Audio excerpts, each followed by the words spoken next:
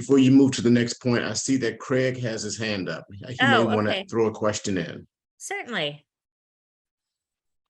Milry, thanks very much. Excuse me, Cathy, and good evening. Good evening.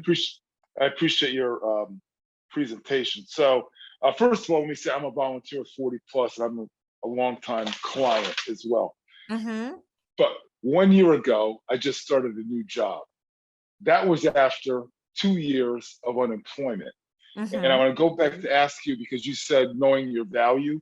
I knew what my value was, but honestly, after months and months, and frankly, 2 years of unemployment, it was more important for me to get to be back in the workforce and try to support my family versus waiting around to get my value. So, I mean, how do you balance that out? Because it was, really among the most frustrating periods of my professional life.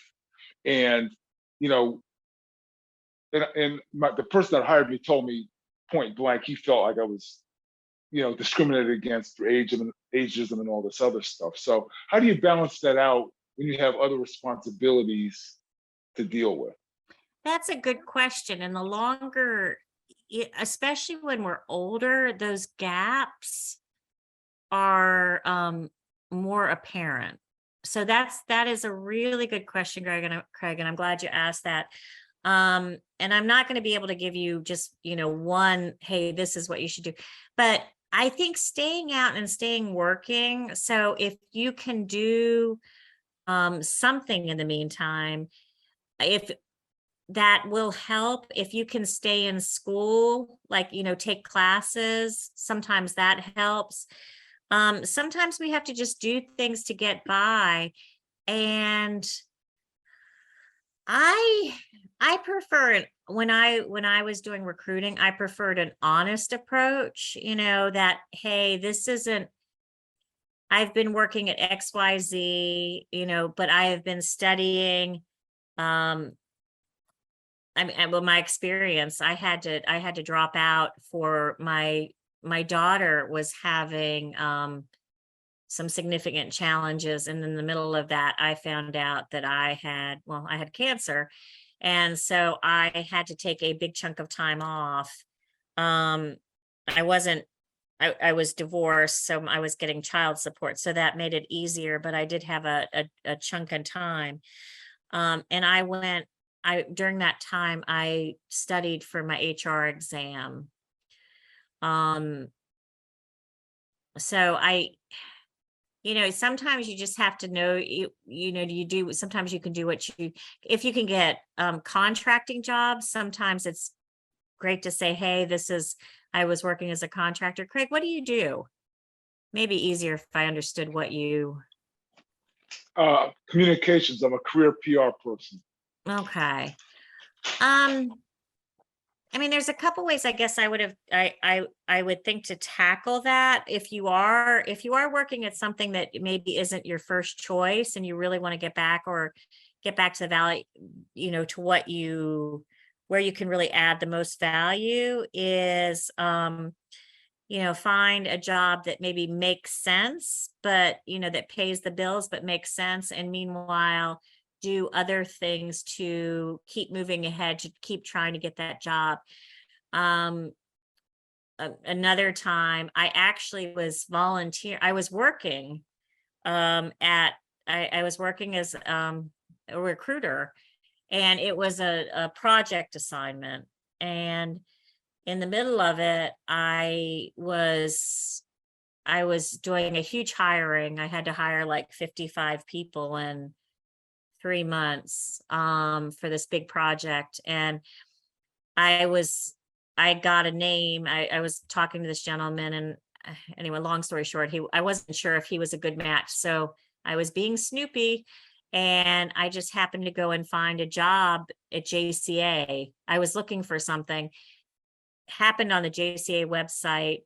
I was, and I had been volunteering at JCA as a resume reviewer for their Career Gateway class. And I saw a job, and I went ahead and applied for it. And because I had the volunteer experience, I was able to move into that job. So sometimes it takes a little creativity. But again, if you just keeping out there and keeping busy, and if you can contract or work part-time jobs in that field, just to make ends meet, it's, but sometimes we do take jobs that, aren't our first choice because we need that paycheck. So I don't necessarily have like I said, I didn't have one answer for you, but are you still looking? No, no, I have a job now. So basically I just had my 1 year anniversary on Friday. Oh, good. Oh, So, good. and I'm just happy I was able to go somewhere and they value my work. I Mhm. appreciate the opportunity to be working again Yeah. and, continue my career, frankly. So, but it was very, very frustrating just to apply for jobs I knew I was qualified for, I knew I could do, and yet not even getting an opportunity. Sometimes, and we'll talk as I go through some of this other stuff, other things too.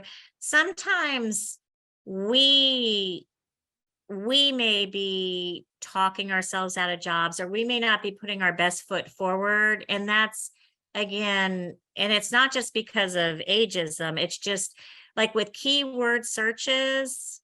If you're not using the terminology that's in that keyword search that they're looking for, they're not even going to pull up your resume.